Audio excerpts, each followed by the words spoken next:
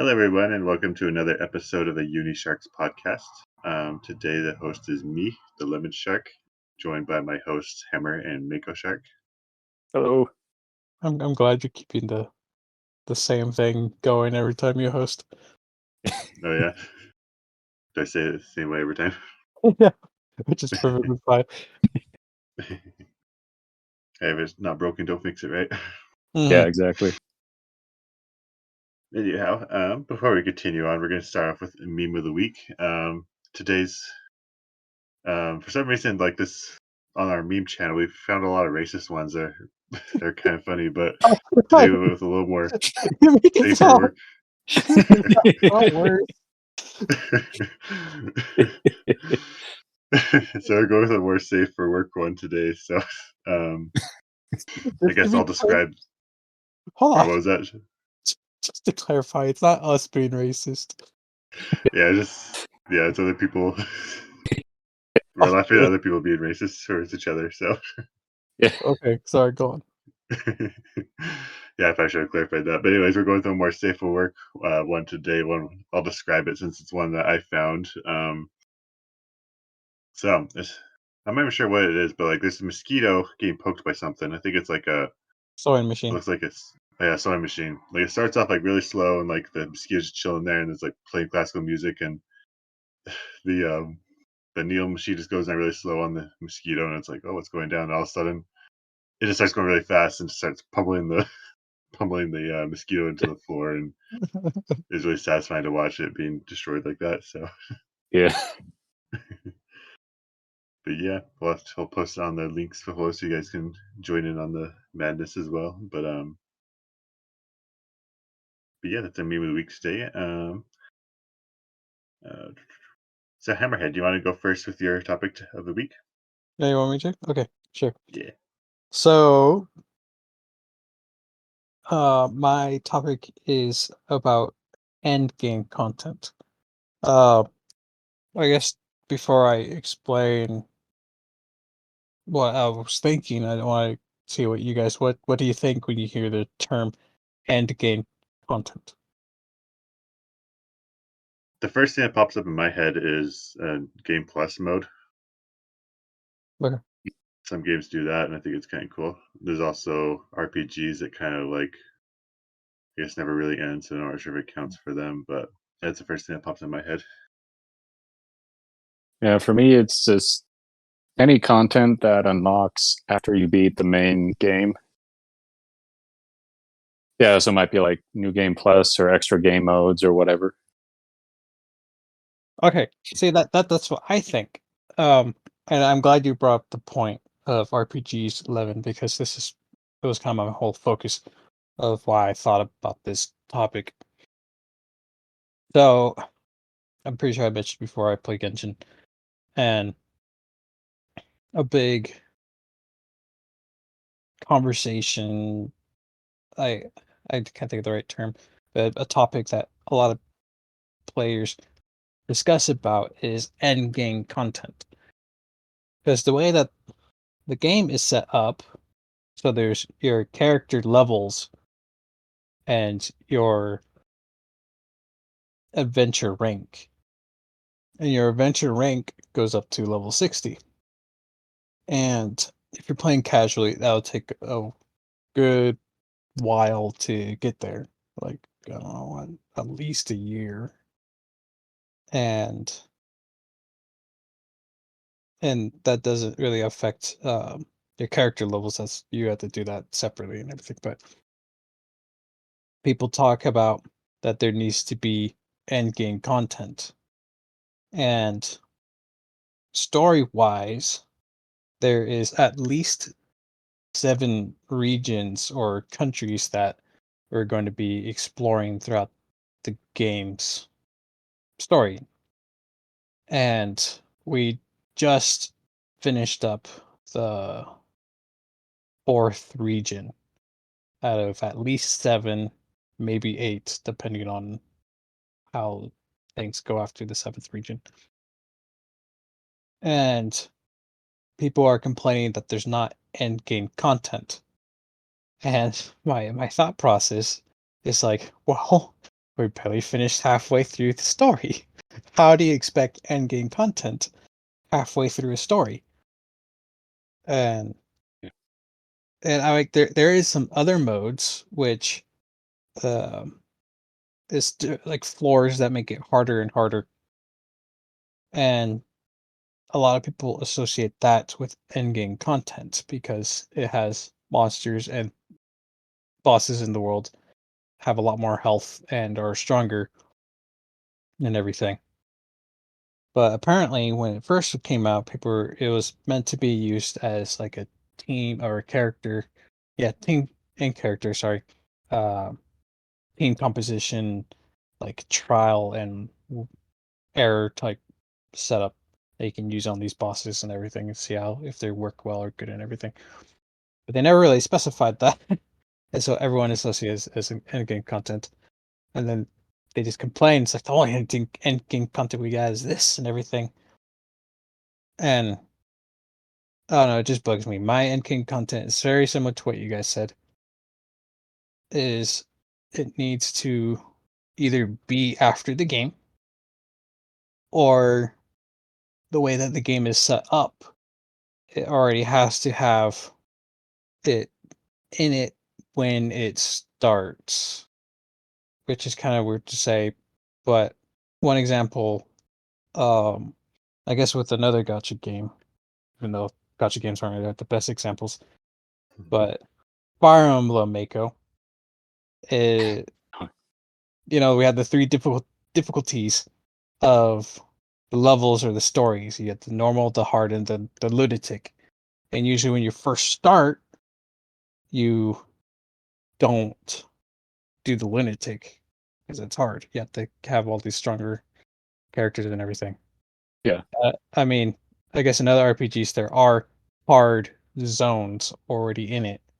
And there's the newbie zone and then the hard zone, where it's like level 90s type stuff, and that would be classified as end game. But I feel like when it comes to more of a story based game, even if it has exploration, can't really say you want end game content unless you're at the end of the game. Okay, but I don't know. What's your guys' thoughts? Do you think end game content could be like implemented correctly even at the beginning of the game, or do you stick with the idea of it has to be after the story, or does it really depend?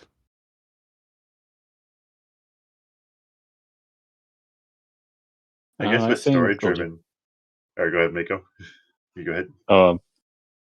I feel like it is something that needs to be at the end of the game because it's literally the word ending. But it also depends on the game because like if it's one of those big open world games like Skyrim or Immortals Phoenix Rising or Tears Kingdom, then there isn't really end game content per se, but there's so much to do that even after you finish the game, there's probably some fun yet, but there's still lots of side quests and probably missions I haven't even found lying out there.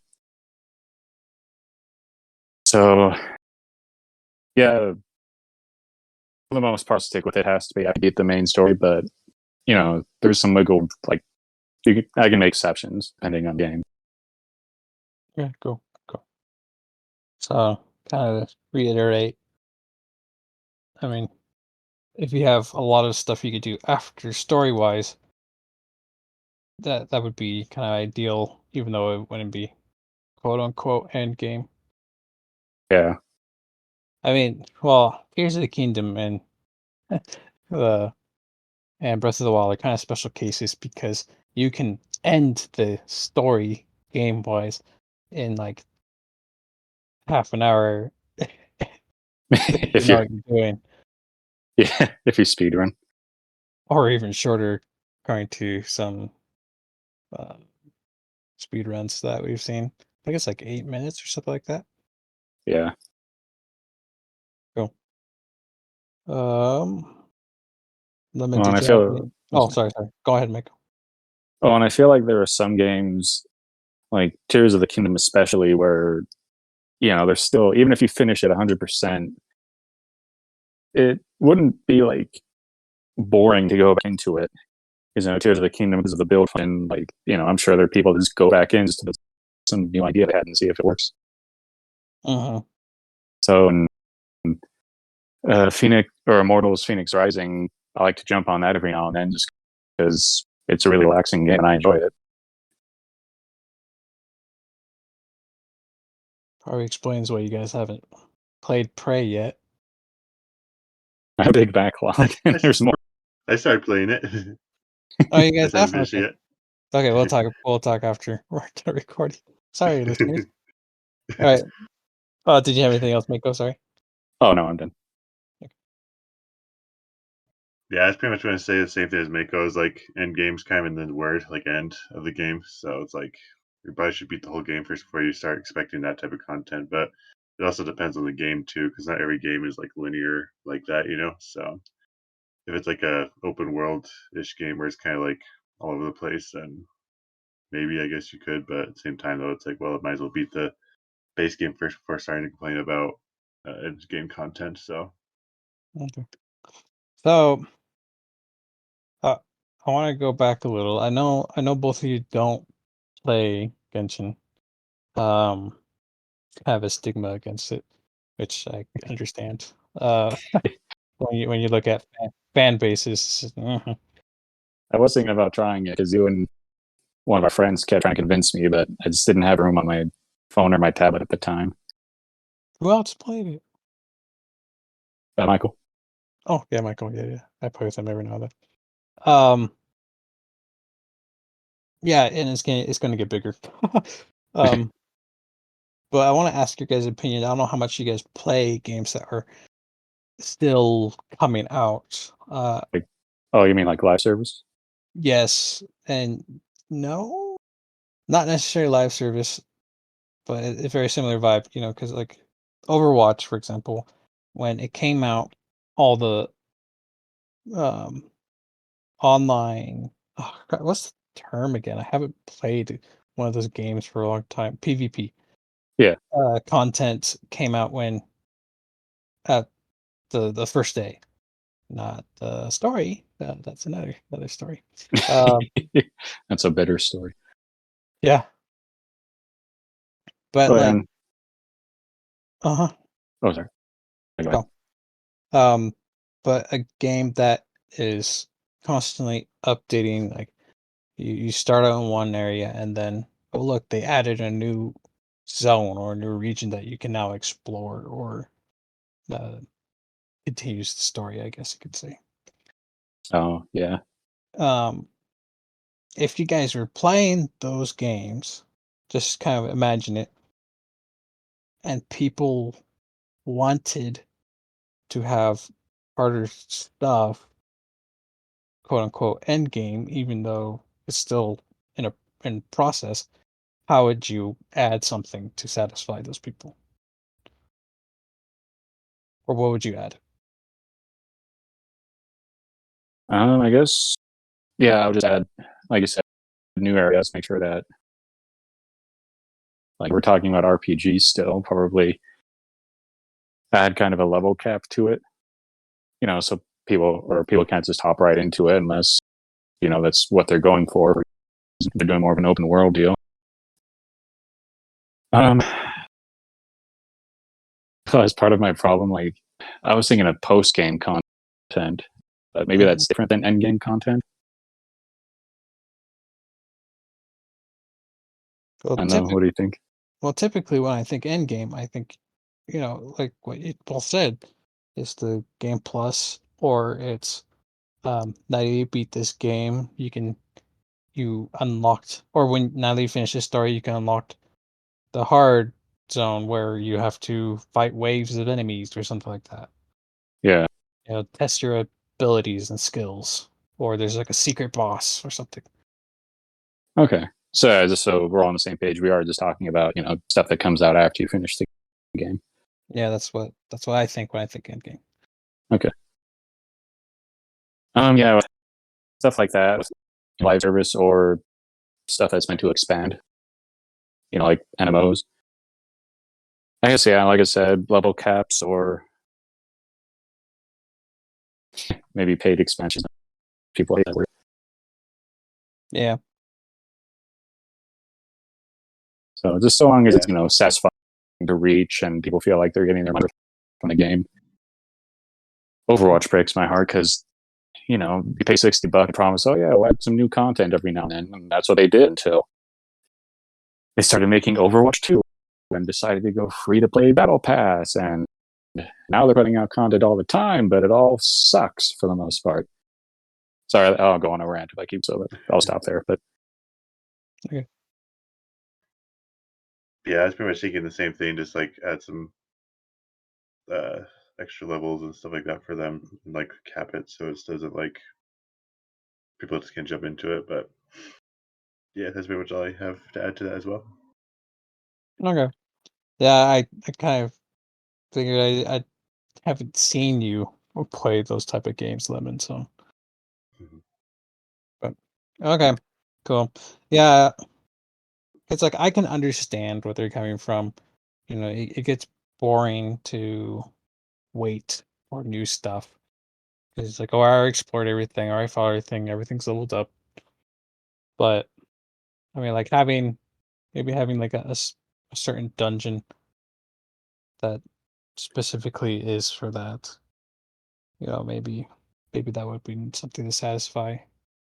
That's specifically and clarified to be that, to have that level cap type thing.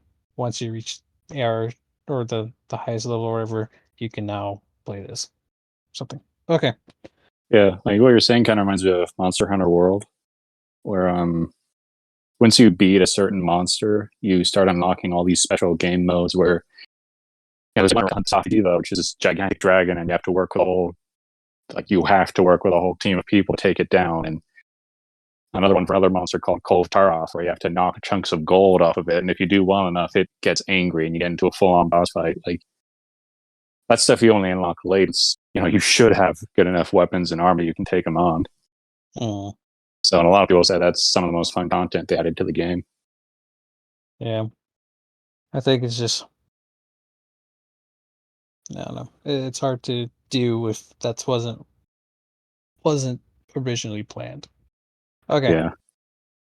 Cool. Well, that's it for me on that. Thank you, Lemon. I guess it's back to you. So thank you, Hammerhead, for that topic. We'll continue on, and we'll go. And Mako, would you like to go with yours next, since yours kind of ties into his a little bit? Sorry, say that again. Do you want to go with your topic, since yours kind of yours kind of in the same genre as Hammer's topic? Yeah. So my topic was, how do you feel about the state of DLCs and expansions? You know, like, you feel like for the most part they're worth it, and it's a chance for developers to add more to games that they've really worked hard on. To give the people what they want, or do you feel like it's become more of an excuse for developers to do you know throw the game out now and we'll finish it later mentality, and pay us and we'll throw in this feature that really is part of the game from day one. So I guess, to simplify, do DLCs worthwhile expansions nowadays, or do most of them just feel like a ripoff, a scam? You want to go first, Lemon? Sure. So I think it depends on each case. I feel like there's some cases where DLCs do add a lot of value to the game, but I think for the most part, I feel like it's given companies an excuse to like withhold content that should be in the game already. Um, the first thing I think about is the new Callisto Protocol game that came out. Like you can buy like the regular, like I think the regular edition that is like $60 or $70, but then you could spend extra $20 on like the deluxe edition, which actually has more like kill animations in the game. And people are like, "What the heck? Like these should be in the game already. Like you're paying more for like um, just for like kill animations that should be in the game already." And um, Yeah, I think it's when I think DLCs are good when it like actually adds like a whole nother aspect to the game. Like if it's an actual expansion, like if it adds like extra levels or if it makes the game like feel a lot bigger. But if it's like something cheap like that, um like skins or something like that, like I feel like it's just kind of excuse to like withhold money or withhold content, I should say. And it makes me think about like the tipping system, how like sometimes in America the because we started tipping, now people use it as an excuse to like underpay their workers in a way. And I feel like it's kind of like the same thing a little bit there. That's a really good analogy because that's what my first job was. Hmm. Yeah, I didn't Yeah, think of it like that, but that makes sense. So, yeah. I actually have a pretty good example for this, just recently. So, not too long ago, I was like, "Oh, wow, I kinda wanna play Dawn of War," which is a Warhammer, um, RTS game that came out in '05, I think? Oh yeah. And it has 3 expansions. Um, and another example, another RTS I know is, Red Alert 2 and yet Red Alert 2 Yuri's Revenge. Um, a lot of it is it's the same game, but they're all different stories, and they're all typically in different locations. They have new classes, they have new, um, what's the term? Units that you can use, such as flying units and everything. Yeah. And those I feel like are actual, actual expansions. Another example like is Diablo 2, and I can't remember what the expansion is called, but the expansion for that, they added a whole new um zone or region, I guess you could act. That's what they have it in there. Oh So yeah. instead of 4 acts, there was 5 acts, and it added 2 new classes. And those ones you paid maybe half the price of the original game. Same with the Dawn of War examples. I think it was like when they first came out, it might have been a bit more, but again, not as much. I mean, if you probably put all of the expansions together, they probably did cost more. 'Cause they're about as long or even longer than the main game. Um, so maybe they just cost the same. I don't remember. Sorry, but those are good examples and older examples of actual good expansions or DLCs that they would be in today's world, or they'd probably just be sequels, to be honest. Yeah. Trying to think of a good modern example of an expansion. Monster Oh, Hunter. yeah, Monster Hunter, Sunbreak, really good And Doom example. Eternal. Yeah, well, Doom Eternal is a sequel, isn't it? I bet the DLCs for that one. Oh yeah, yeah, yeah, yeah.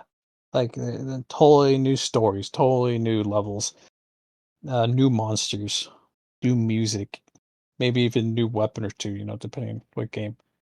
Um, Yeah. there's there's a game I was thinking of, but now I just forgot. Berries. And then you get to the DLC, and a good example of DLC that I think is, I guess, Valheim, or even this one game that or maybe I did send it to you guys. It was, it's like a Roblox Minecraft battlefield game that is only like $15. But apparently, according to the Steam, you can have like 200 players in one battle. So it's gonna be like super crazy. Oh But yeah. Dang. their DLC that they have is like another $12, and it's just skins, but it's called like a supporter pack. So not like a supporter as a player, but if you feel like supporting the creators for making this game. They're trying to make it as cheap as possible, as easy to have all these players access it. If you feel like you want to support them a little more, you could buy these DLCs or these skins. And I think those are good examples of DLCs that aren't trying to just be money grabbing, because they don't affect the game and they don't hard lock any content that should have been in it already. Fire Emblem Heroes. Okay. Mhm. That was yeah. a long rant, but that's my thoughts. And sometimes I feel like devs put more effort into the DLC than the actual game itself. Sometimes it's like, sheesh, like Oh yeah. this DLC is a lot more interesting than the base game. Yeah. I think a good example is the Dead Space 3 DLC. Oh, thank you. Yeah, I remember we were playing that one, and it's like, sheesh, this is like they should have incorporated some of this stuff into the main game, because this is like actually interesting stuff, like they actually did some interesting like storytelling and fun gameplay stuff. And at one point, like you actually, it's like co-op, and there's like one point where like you're fighting each other, like you're both hallucinating each other as monsters, and you shoot each other, and it's wild. But Oh wow. anyways, another example of that I just thought of was the Subnautica one, where Below Zero was supposed to be just a DLC, but then they put a lot of work into it. They're like, oh, let's just make this into a sequel and made a whole separate game.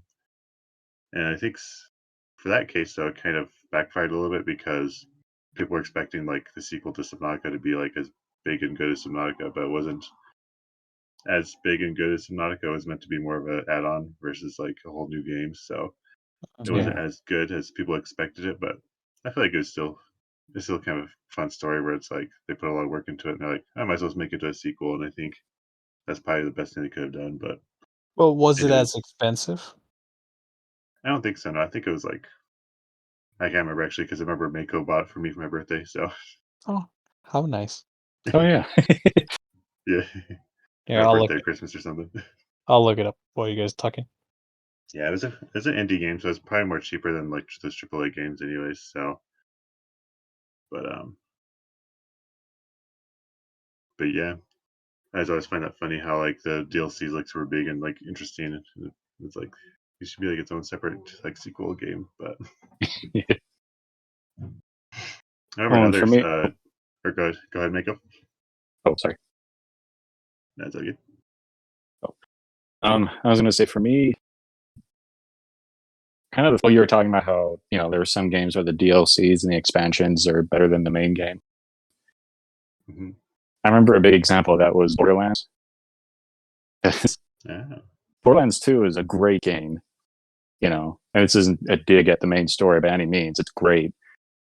But I remember they did a DLC expansion where it's much some of the characters start playing D&D. So you play through this fantasy world, but it's mixed with Borderlands. So you've got like guns that shoot exploding swords, and you're fighting friends and knights and all this stuff, and also told a good story at the same time. So just about one of the characters dealing with the death of another character that she cared about. So it ended up being so popular they made an entire spin-off game based on it. So that's just one example. It's like, I understand why this was a DLC, because it's like they had to make new enemies, make a whole new area, make new weapons and mechanics. And it's like, yeah, I can see why I would need the extra money to do that.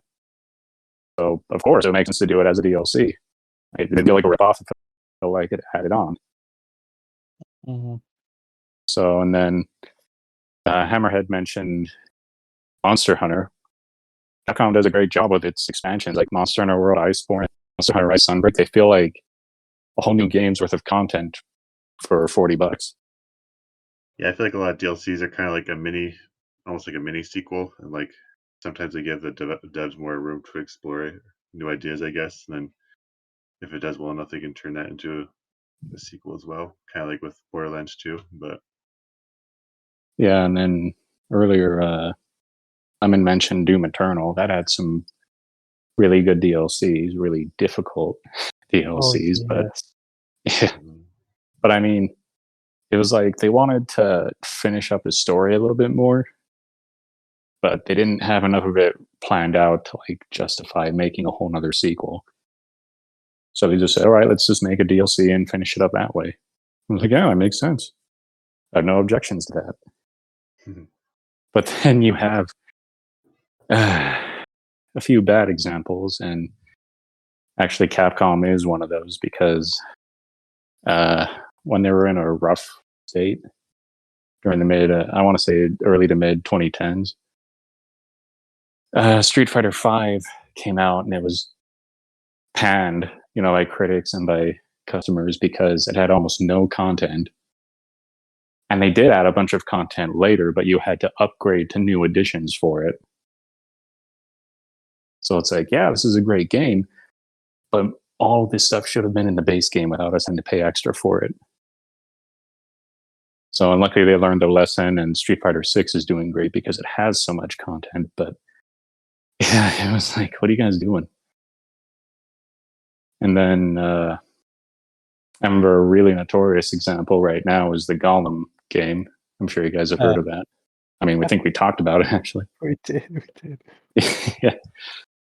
Yeah, like one of the DLCs was, I think, $5 for the Elvish characters to speak Elvish. What? Yeah, it's like it's only $5, but what, are you out of your mind? And then I promise I won't go into a rant, but Overwatch 2, they promised this big PvE expansion, this big story campaign, went back on most of their promise, and now they want people to pay extra to get permanent access to the story missions that they're adding.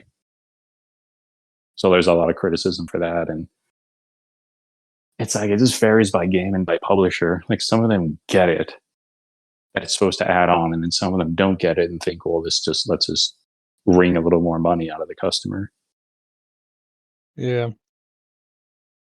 No, it's kind of hard to say sometimes. Another example that I thought of when you were talking was Mass Effect 3. Oh yeah. Or was it Andromeda? No, I think it was 3.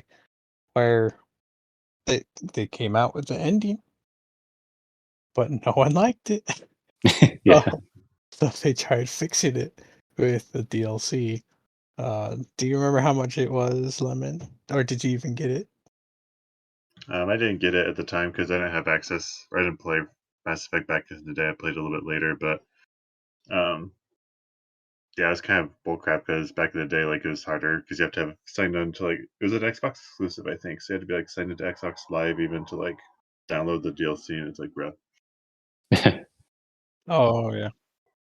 But yeah, I was thinking about that too as well because a lot of people were complaining about how um, the DLCs for Mass Effect games were actually like made a lot more made the story make a lot more sense, and there's a lot more interesting characters in the DLCs than in the base game. It's like they should have been part of the base game anyways. But yeah, I kind of agree as well. It's like if you're gonna add like if you have like something that's gonna help fix the ending, like you might as well have that part in the main game. But that's a whole nother Mass Effect's a whole nother topic for another day. Yeah. Mhm. Yeah, at least they came out the Legendary Edition though, so it all has all the DLC and everything put into one game. But then Which again, I the really first game's like. like Yeah. yeah, it's really nice. That's really good. So I mean, now that it made me think, another game. Actually, I don't know if it was by the same as Mass Effect. No, it's not. Never mind. But Skyrim. I mean, you had the Morrowind expansion and other things. Like those actually were expansions that added more to the map, more to the base game and everything. Own story. It wasn't just DLC or it's like armor for your horse. Yeah.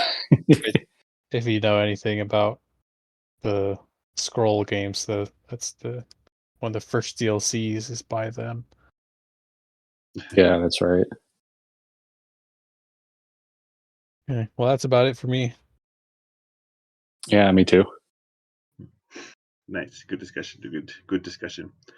All right, so we're gonna wrap it up really quickly with my last topic. So, my topic I kind of thought of recently. So I was wondering how you guys find and listen to new music, and I'll give you an example about how I usually find and listen to new music. So there's two ways. One way is like through like a platform where you listen to music. So I find a lot of new music on YouTube, for example, and YouTube recommendations. But another thing I also do, I've noticed that I do is I usually listen to music by artist. Like I'll usually get obsessed by like one band or one music artist, and then consume like their whole, consume a lot of their songs, and then I move on to like the next band or artist as well.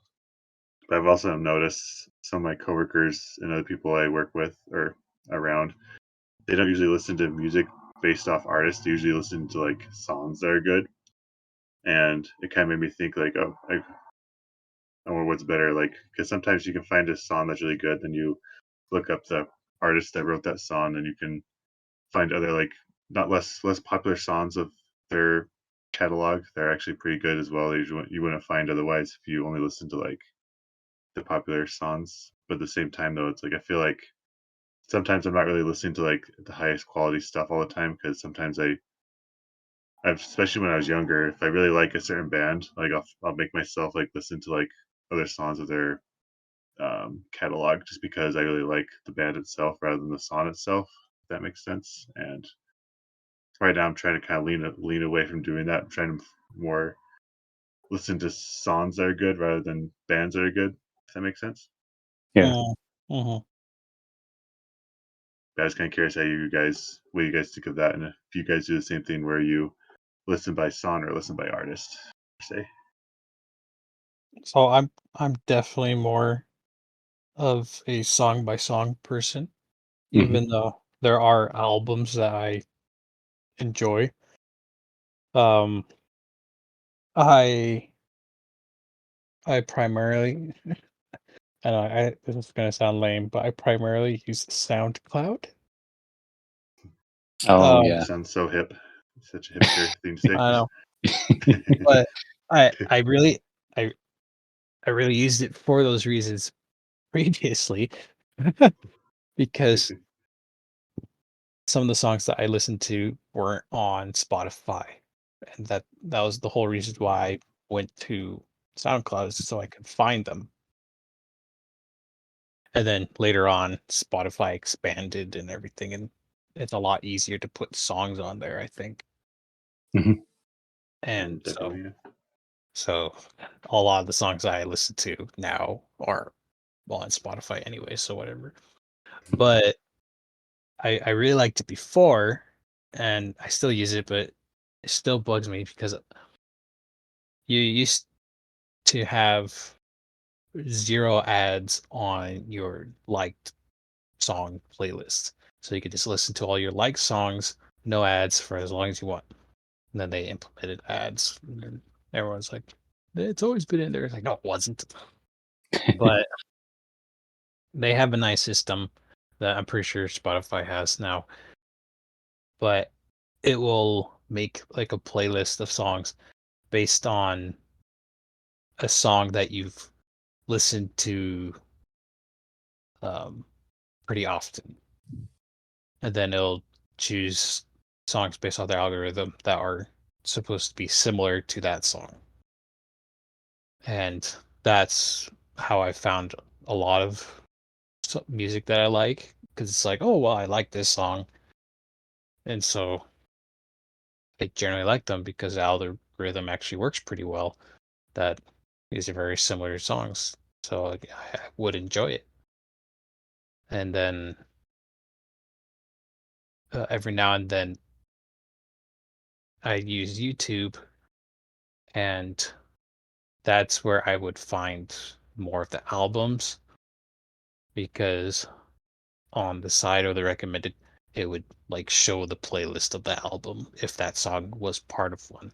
I'm like, okay, I like this. Let's check out the rest of the album. It's like, oh, that's pretty good.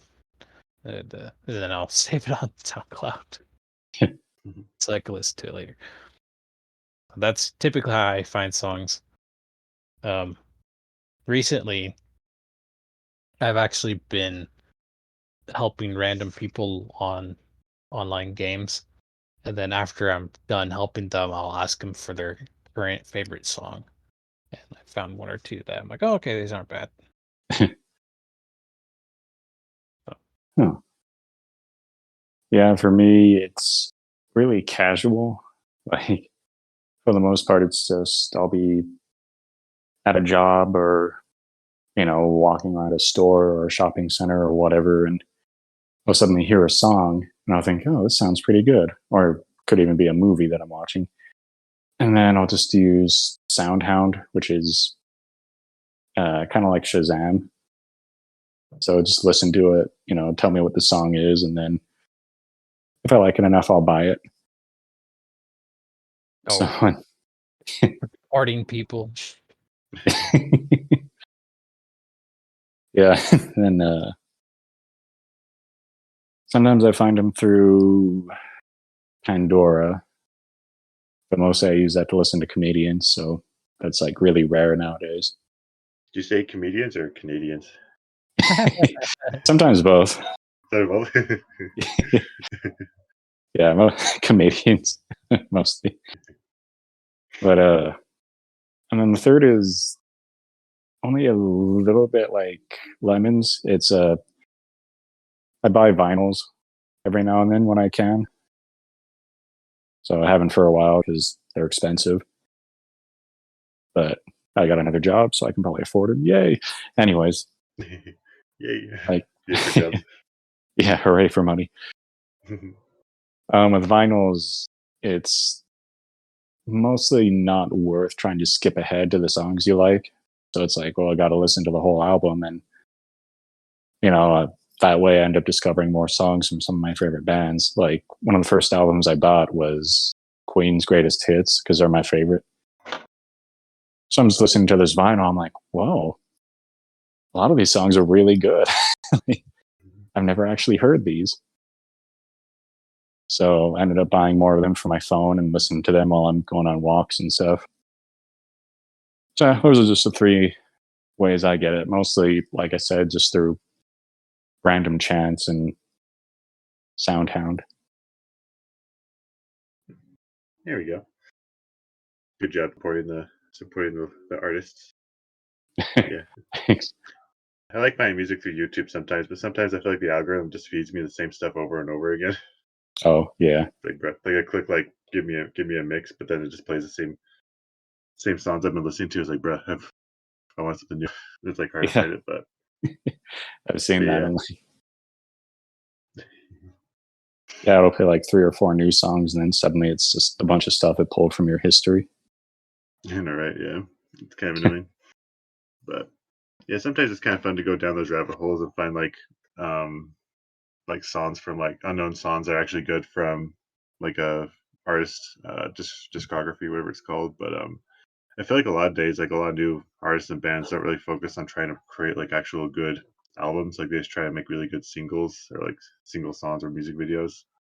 And Yeah. it's mainly because people don't listen to like the albums anymore. They just listen to the biggest hits. So I guess it makes sense on their part, but at the same time, it was kind of fun to find like unknown songs that actually like slap, versus it just like, oh, this is just a filler song, Yeah.